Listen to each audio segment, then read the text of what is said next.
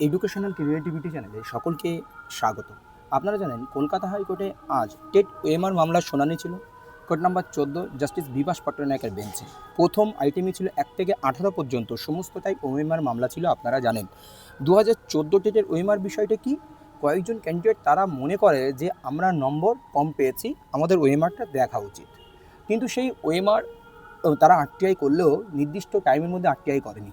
নির্দিষ্ট time frame বেঁধে দিয়েছিল, এর মধ্যে আসলে তাদেরকে আমরা দেব, সেই মোতাবেক তারা টাইমের পরে আবেদন করেন। আবেদন করার পরে তাদের ওএমআর রাখা হয়নি, ওএমআর ডিস্ট্রয় করে দেওয়া হয়। যেহেতু প্রচুর পরীক্ষার্থী বসেছিল তার জন্য ওএমআর ডিস্ট্রয় করে দেয়, রেজলিউশন করার পরেই ডিস্ট্রয় করা হয়। তো সেটার উপরে ভিত্তি করে এই ওএমআর মামলাকে এতদিন গড়িয়েছে। সিবিআই তদন্ত থেকে অনেক কিছু হয়েছে। তো আজকের শুনানিতে কী কী হলো সেটা আপনাদেরকে বিস্তারিত বলবো। আপনারা দেখেছিলেন যে প্রতীকধর মহাশয় উনি উপস্থিত ছিলেন, স্টেটের পক্ষ থেকে কেউ উপস্থিত ছিলেন না। তিনি বিষয়টি বোঝানোর চেষ্টা করেন। তিনি বলেন it is a long issue and big issue, এটাই সিবিআই ইনভেস্টিগেশন হচ্ছে, ডিভিশন বেঞ্চে এই নিয়ে অনেক শুনানি হয়েছে। তিনি যেটি বোঝাতে চান যে 32,000 মামলার ক্ষেত্রে এই ওএমআর প্রসঙ্গও তুলে আনেন এবং সেইটার সঙ্গে এর রিলেশন রয়েছে সেটা বোঝানোর চেষ্টা করেন। এবং তিনি বলেন এখানে 32,000-এর নাম জড়িত রয়েছে এটার সঙ্গে। তখন অনেকে বলেন না, আপনি এটা ভুল বলছেন, তারও বেশি, প্রায় 42,000, এবং তাছাড়াও আরও অন্য অন্য নিয়োগের ক্ষেত্রে প্রায় 70,000 মতো নাম এখানে জড়িত রয়েছে। তো এই বিষয়ে তিনি বলেন ডিভিশনের সিসিতে এটা রয়েছে। 32,000 মামলা অলরেডি ডিভিশন বেঞ্চ সিদ্ধান্ত নিয়েছে। ওএমআরের বিষয় এখানে উঠে এসেছে, সেটি সুপ্রিম কোর্টে ইস্যু হয়েছে, সুপ্রিম কোর্টে লিস্টেড রয়েছে। সেটার উপরে ভিত্তি করে 32,000 মামলার উপরে ভিত্তি করে তিনি এটি স্থগিত চেয়েছিলেন প্রতীকধর মহাশয়। কিন্তু এখানে দীপেন্দু চ্যাটার্জি উপস্থিত ছিলেন, শান্তনু সিট বা অন্য অন্য মামলার ক্ষেত্রে 5 জুলাই 2024 যে অর্ডার কপিটি ছিলেন সেটি দেখাতে বলেন।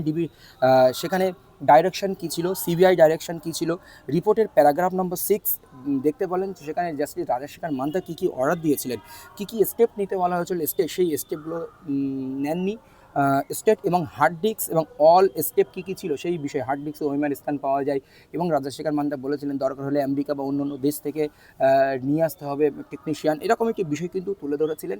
এবং এখানে দীপেন্দু চ্যাটার্জি বোঝানোর চেষ্টা করেন এটার সঙ্গে কোনোভাবেই সেই 32,000 মামলার সম্পর্ক নেই।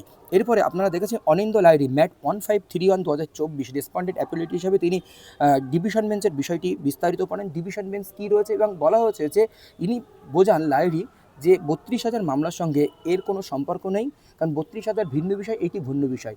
ইনি বোঝানোর চেষ্টা করেন যে 2014-তে শুধুমাত্র একটি এলিজিবিলিটি নিয়ে এটার সঙ্গে এই শান্তনু সিটের ওএমআর মামলার সম্পর্ক রয়েছে, কিন্তু 32,000-এর সঙ্গে সম্পর্ক নেই, এটা উড়ে গেলে প্রায় 70,000 উড়ে যাবে, এরকম বিষয়টি বোঝানোর চেষ্টা করেন। এবং ডিভিশন বেঞ্চে মামলাটি রয়েছে এই ম্যাট 1531 2024, ডিভিশন বেঞ্চের সিসিতে সেটি রয়েছে। ডিভিশন বেঞ্চের নাম এটা পর্যন্ত ওএমআর মামলার গতি পাবে না, কোনো স্টে ডিভিশন বেঞ্চে নেই, সেটি বোঝানোর চেষ্টা করেন। এবং হার্ড ডিস্ক থেকে সিবিআই ইনভেস্টিগেশন থেকে কী কী রয়েছে সেইগুলো বোঝানোর চেষ্টা করেন। স্টেটকে খরচ দিতে হবে এরকম বিষয়। বোর্ড বলেন আমাদের কোনো টাকা নেই, এই সমস্ত বিষয় সুপ্রিম কোর্টে এই বিষয়ে আলাদা করে ওঠেনি, এটার সঙ্গে কোনো স্টে নেই, এটা বারবার বোঝানোর চেষ্টা করেন। এবং Shantanu sheet matter is main matter, এটাও বলেন তিনি।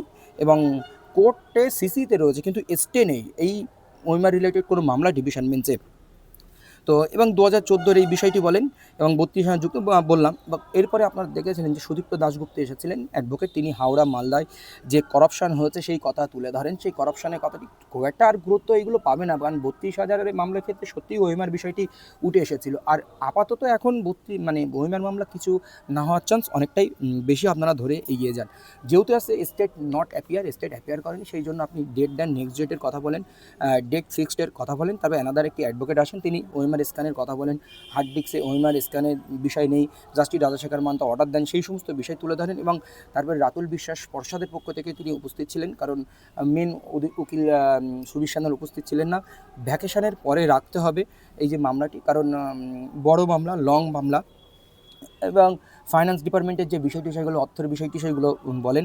এবং এরপরে আপনারা দেখেছেন যে ফিরদৌস স্বামী পাশের থেকে কিছু বলার চেষ্টা করলেন এবং উনি বললেন যে ডিপিএসসি নর্থ এবং মালদার ক্ষেত্রে ওরা জানিয়ে দিয়েছে original OMR sheet not alive, এরা কোনো তথ্য দিতে পারেনি। এবং এটার সঙ্গে 2014 নয় হোল টেট ক্যান্সেল হবে, অনেক নিয়োগ এর সঙ্গে জড়িত আছে, এই বিষয়টি তুলে ধরেন। তারপরে ক্যান অ্যালাউ নিয়ে একটা সমস্যা তৈরি হয়, যে ক্যান অ্যালাউ করা নিয়ে একাধিক ক্যান অ্যালাউ করার জন্য আসেন জাস্টিস, কোন মামলার উপরে ভিত্তি করে সেটা দিতে বলেন এবং ক্যানগুলো অ্যালাউ করতে বলেন। এবং বলা হয় যে মূল যে মামলা রয়েছে সেই মূল মামলার সঙ্গে, যেটি 5 জুলাই অর্ডার হয়েছিল সেটাকে ফলো করে, কারণ 5 জুলাই অনেক মামলা লিস্টেড হয়নি, সেই 5 জুলাইয়ের মামলার উপরে ভিত্তি করে এই ক্যান বা অন্যান্য মামলাগুলোকে ট্যাগ করে রেখে দিতে বলা হয়। শেষে end of the June justice বলেন এন্ড অফ দ্য জুন এর হচ্ছে আবার এই মামলা থাকবে। 29শে জুন এই মামলা আবার লিস্টেড হয়েছে এবং জাস্টিস আরও মামলাটি বুঝতে পারছিলেন না, কিন্তু অনিন্দ্য কুমার লাহিড়ী তিনি ভালোভাবে বোঝানোর চেষ্টা করেন, জাস্টিস মোটামুটি বোঝেন, আর এই জায়গায় এসে মামলাটি দাঁড়ায়। তো ওএমআর মামলার ভবিষ্যৎ কী হতে পারে? 32,000 মামলার ক্ষেত্রে একবার হয়েছিল এবং দীর্ঘদিন পাড়ি দিয়ে এসেছে।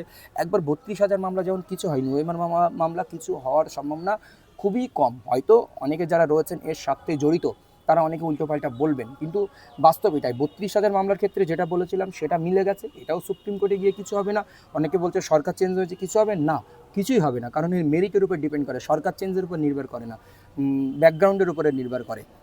তো এই হচ্ছে আপডেট। পরবর্তী আপডেট আসলে অবশ্যই আপনাদেরকে দেবো, বা যারা শুনানি দেখেছেন আরও নিখুঁতভাবে অনেক কিছু জানে। ধন্যবাদ।